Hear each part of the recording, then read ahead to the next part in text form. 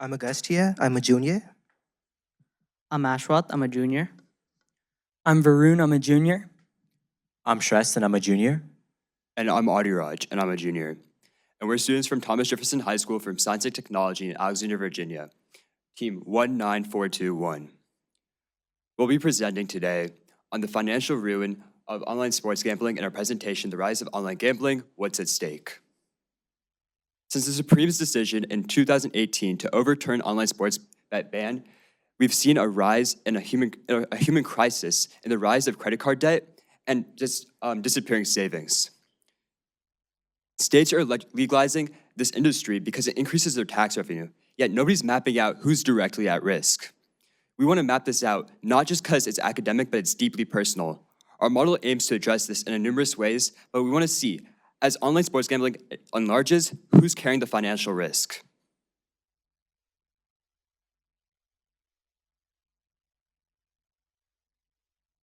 Starting off with Q1, we are tasked to create a model that estimates disposable income based on age, salary, and other factors.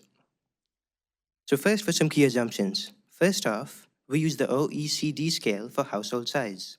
Second, essentials consist of housing, food, transportation, and healthcare. Third, regional price parities scale all of these costs uniformly across the state. 4, someone's age is used as the primary proxy for healthcare spending. And lastly, households pay tax and essential costs before moving on to other things. This means that disposable income is a hard budget for any discretionary spending such as gambling.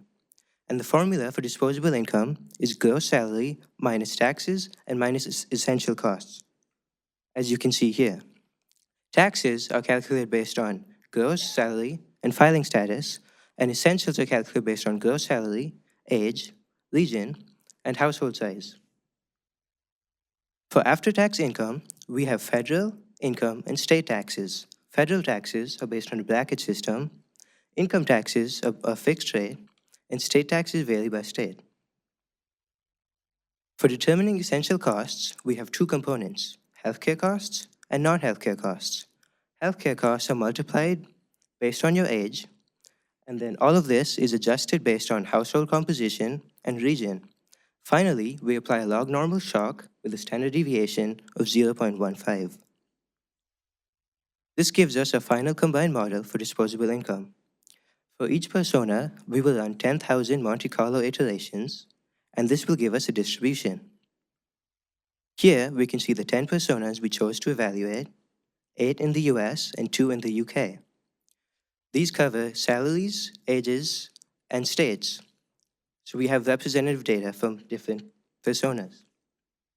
Here, we see the distributions for P1, P3, and P7. The red zone represents the households with negative disposable income after essentials and taxes.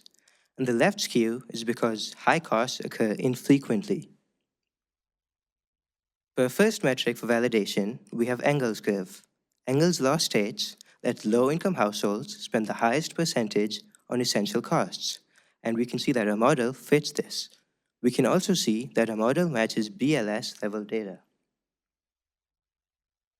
Finally, we can see on this slide that California has the lowest disposable income and the highest probability of negative disposable income. This is because California has the highest cost of living in the United States. We can also see the effects of the tax brackets on the graph on the right when you see the subtle discontinuities in the graph.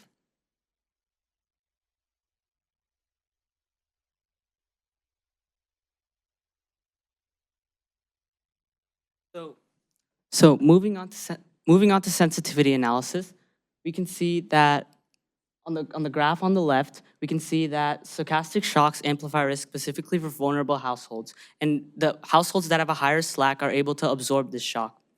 On the right, we see that geography plays a large role. So when we move tax and price environments, we can see that households with the lower slack get affected the most.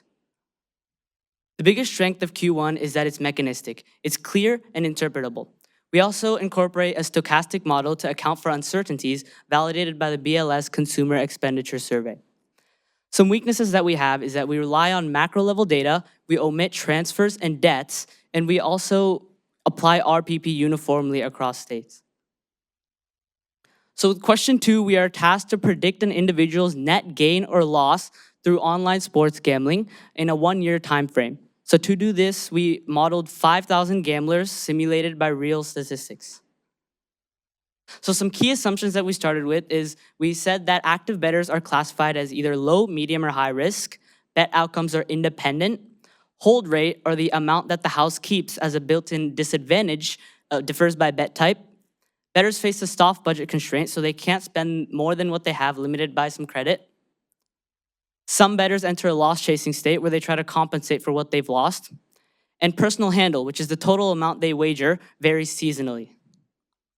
So starting with the net outcome formula, we separate the bettors and the non-bettors. If they're not a bettor, they do not lose any money or gain any money. If they are a bettor, we sum their monthly outcomes to get an annual outcome. So the way we decide whether they're a bettor or not is we start with the probability that they have a betting account given their age and gender. Then we multiply this by a factor to account for the active accounts and the inactive accounts. And we do a Bernoulli draw, which is essentially a weighted coin toss. Now moving on to risk classification, we classify their risk and we use this risk to determine their bet mix. So for example, a low risk bettor will play more straights, while a high risk bettor play more parlays and in-plays. Looking at the population weighted hold, we see that it matches with the empirical value of 10.16 if we account for the high risk bettors at the end of the tail.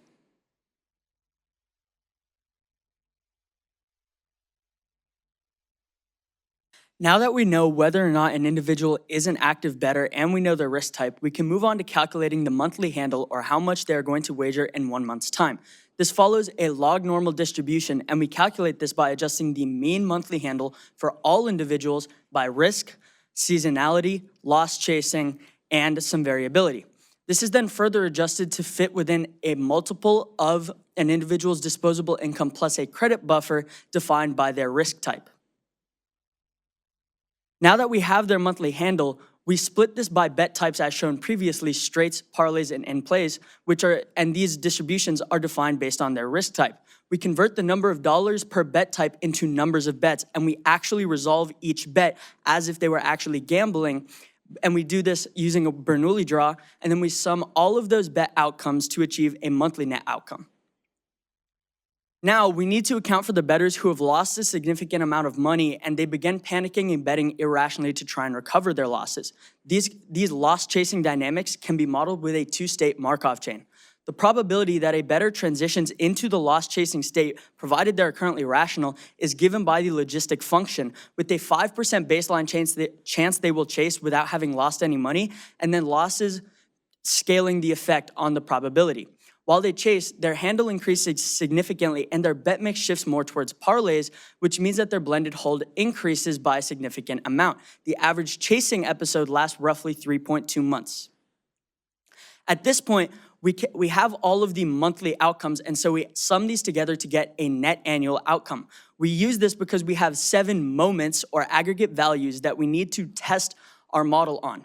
Our goal is to get these 7 moments to be as close to their targets as possible, and we do so by adjusting parameters, which are constants we used previously throughout the model, such as the recovery rate or handle dispersion.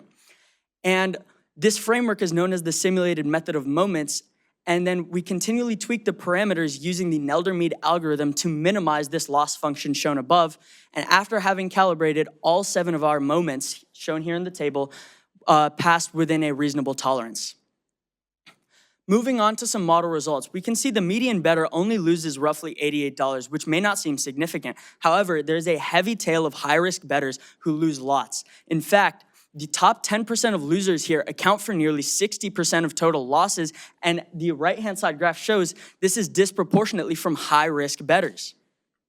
Continuing with our results, we can see that young males tend to lose the most and older women tend to lose the least, but demographics on their own do not explain the full story, as risk type explains more. A high-risk bettor in any demographic on average would lose more than a low-risk bettor in the same demographic. On this other graph on the left side, we can see the probability of gambling losses exceeding certain thresholds of 5 and 10% of their disposable income, and as disposable income is lower, these probabilities increase. Moving on to a sensitivity analysis, we can see that parlay share and blended hold rate are positively correlated, and hold rate is the most impactful factor for mean losses, with a 25% shift in hold rate changing mean losses by up to 75%. Continuing, we can see that as the recovery probability from the loss-chasing state increases, mean annual net outcome increases, and the probability of losses exceeding $5,000 sharply decreases. And as the handle dispersion, or the variance of handles between bettors of the same risk type, increases, the losses are less equally distributed, and the top 10% of losers account for even more of the losses. Finally, for some strengths and weaknesses of our approach, we empirically calibrated parameters using the simulated method of moments. We have a complete distribution of outcomes, with people even ending positive and a heavy tail of poor losers. And we account for this loss-chasing state with the Markov chain modeling. For some weaknesses, we assume risk profiles are static and that a high-risk bettor would stay high-risk the entire year. We assume bets are independent, though the sports world is somewhat intertwined, and this may not be fully true. And our UK mechanics utilize US calibrated parameters, so there may be some inaccuracy there.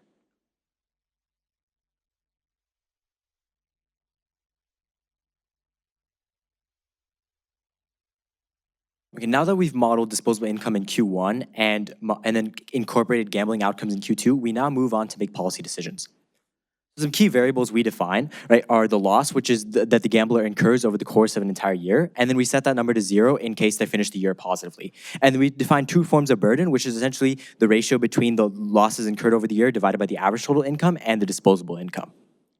And then we also mentioned the shift in probability of their disposable income going to 0 from if they gamble versus if they don't gamble. And then we also defined another metric which shows how much of monthly expenses do they lose because of gambling. So one of the few things that the government can change, for example, is limit how much credit someone would be able to use, right? So to study this further, we actually increased the credit allowed to low-risk bettors from $0 to $25 a month, and we preserved medium and high risk at $200 and $500 monthly, and we ran a new simulation. So another thing we also incorporated is promotions. So essentially, a gambler on their app might get, for example, like the next bet off for 100% off, or like 50% off their next bet, right? And this occurs sporadically. So over the course of a year, we found that it would result in like a 1 or 2 or even possibly 3% reduction in the house edge, right? So what we do is that we multiply the increase in handle, so the gambler bets an additional amount because of these rebates, and multiply it by the reduced house edge to get how much money they would lose, like, because of the rebates.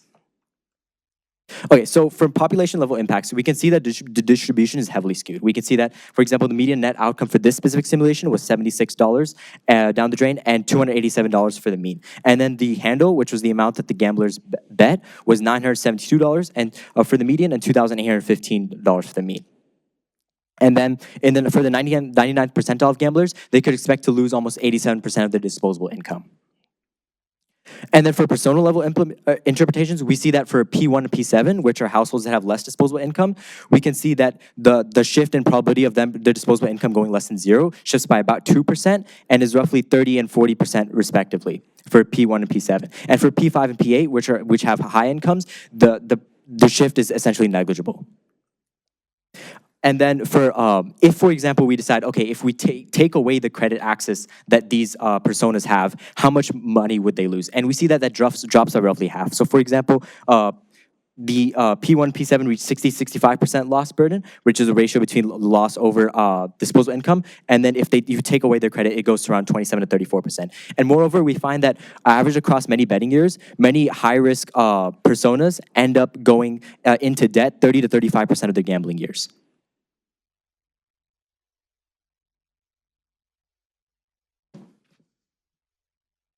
Here we wanted to test out what are the scenarios when we use the entire population of our Monte Carlo simulation, which was an N of 4,091 people. We see consistently that removing credit keeps the money loss probability less. However, against extra credit buffer, it increases.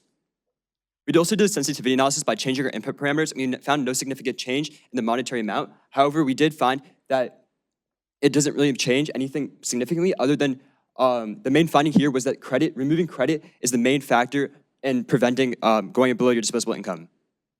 Some strengths and weaknesses is that we did we focused on tail risk rather than going into the averages. However, we did use independent bets, and we did not fully see AI personalized algorithms that we can see in 2026. Our policy recommendations are removing credit, treating promotions as liquidity injections, and increasing progressive protections based on your disposable income proportional to that. Thank you, and we'll be able to take any of your questions.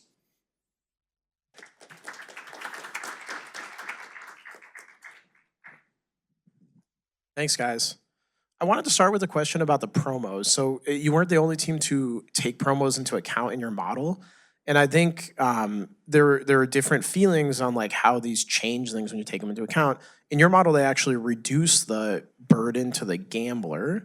But some other teams talked about how promos can actually increase betting because they're essentially like a, drive a habit of someone to bet. They get people in the flow of betting.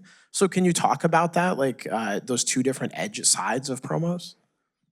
Right. So essentially, like what we've done here is that, could you go back to the slide?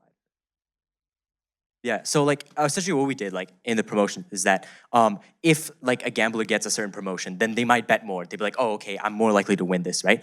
And then because they bet more, right? But because they get the rebate, the house edge like draws down by a certain amount, right? Now, what happens is that these sportsbook like apps, they have algorithms that know when to, for example, give like the 100% off free bet to someone to keep them gambling, right? And it's very sporadic, right? So because we don't know exactly when or how that would happen, over the course of an entire year, right, reports show that on average, the house edge can decrease by about like 2%, right? That's why we varied from 1 to 3%, right? And essentially, if you go back to the slide with the formula, we found that if we define ADA as the percentage point increase in how much they bet, if that crosses a certain threshold, given a certain rebate rate over the average across the entire year, then they're going to lose money. Okay, so I think I missed that. So you do have like you do account for the fact that the handle goes up Yes. with more rebates. Yes. Okay, cool. But overall, the conclusion was they save the better So money? after a certain threshold, people lose more money because of the sheer volume that they're doing with betting. But Yeah. below the threshold, they may save some money. But it depends it. on the calibration target that we made here. Yeah. So like with the 1% rebate, if their handle like doesn't increase by more than 10.9%, then they end up like they'd be better off with the They might, rebate. yeah. But if they bet more than 10.9% of their original amount with the 1% rebate, then they would end up losing more money. It would be worse for them. Okay, great. Thanks, guys. Can I ask a question about your model in question 1? Look at this. So you modeled probability of a negative disposable income. So does that mean that people live below poverty? And my actual question is the difference between US and UK models. So for UK, probability of disposable income is less than 1%. You have two persona simulated. For United States, it's multiple personas where probability of negative disposable income is between 30 to 40%, like very alarming high probability of negative disposable income. That, yes, I'm looking at that table, yes. So the probability of negative disposable income was just that when we took gross salary, subtracted taxes and essentials, it was less than 0. And then I think one of the reasons in the UK it's so low is because in the UK they have national healthcare, which means that in the UK we set healthcare cost to 0. And this played a pretty big factor, as you can see, in the probability of the DI being less than 0. Is there any trend, any social component to why those, well, two categories have so high probability of negative income? Now, this is not a statistical question, but can you just come up with any reasons why that is the case? Could you like be a little louder? Sure. Are there any hypothesis why this is the case? Like, is it certain category, age, region? What makes it possible? Like so high probability of negative. I think disposable another income? thing we have is that our UK geography is very simplified because we didn't have the same data as the US with its Bureau of Economic Analysis publishes RPPs. So I think the simplified UK data also plays into this as well as the Okay, healthcare. well, that's interesting to know, yes. So probably if you had more refined data on UK, you might find something different. Okay, well, that makes sense, right? I might challenge the fact that the numbers are high in the sense that if people are living paycheck to paycheck, you sort of expect like a 50-50 chance you'd have negatives. This is like only for 1 year, if I understand, right? So like if you're not saving in a year, you roughly have, say, a 50-50 chance that you have negative disposable income. Or is that wrong? Is this for more than 1 year? It's for 1 year. It's So, for- for example, P7 is a single parent in Ohio making only 25K, and they have, a child to support. So they have a really high chance that the disposable income is less than zero because we didn't factor in, these transfer payments the government is making. That's one of our weaknesses. Wait, another thing to mention is that distribution was made is that the log number distribution is centered at the mean, and the mean is calculated by taking the gross salary minus the taxes, because we know exactly how much taxes they would pay, right? But the thing is, we don't know how much their essentials could be. Their essentials might be up 1 year, down a year, right? We don't necessarily know that, right? Which is why we introduce variability into that, right? And then we calculate their probability of going under basically from all these possible scenarios, which is why, for example, it might be really high because someone who has only $900 of disposable income, well, I don't know, if any emergency medical expense or literally anything could drive them under. Okay, yeah, thank you. We have time for one more quick question if Kelly or Susie wants it. So to follow up on this, you did a Monte Carlo simulation for each of your 10 classes, is that correct? That's correct. And so that previous table you showed, is this based on the Monte Carlo simulation or? Yes, this is based on the 10,000 iterations we ran for each persona. And for one individual persona, what is it you're varying between runs?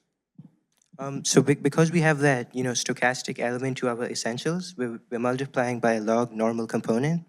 That's what creates, with the standard deviation of 0.5, that's what creates the 0.15, yeah. That's what creates the distribution. And what has that distribution? What is it you're changing between? So it's going to be just the cost of essentials could be higher or lower, and that is what changes their final disposable income. Okay. Yeah, I think we also changed the volatility right here, as you can see, and compared it against each other. So, yeah.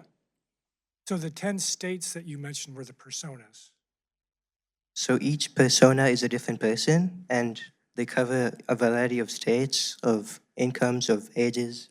So we have a representative snapshot. Yeah, and in our sensitivity analysis, we also changed the personas to be in different states to see how states actually change these different personas and their outcomes. So the persona is assigned a state originally, but then we can change it and see how sensitive it is to change. All right, thank you. Thanks so much, guys. You have 1 minute to do any thank yous yourself if you would like to, and otherwise, thank you. Yeah, we'd like to thank our parents, and we'd like to thank Ms. Yang for coming to here. We'd also like to thank our school, Thomas Jefferson, for High School for Science and Technology. And yeah, thank you so much, judges. Thank you. Thanks. Thank you.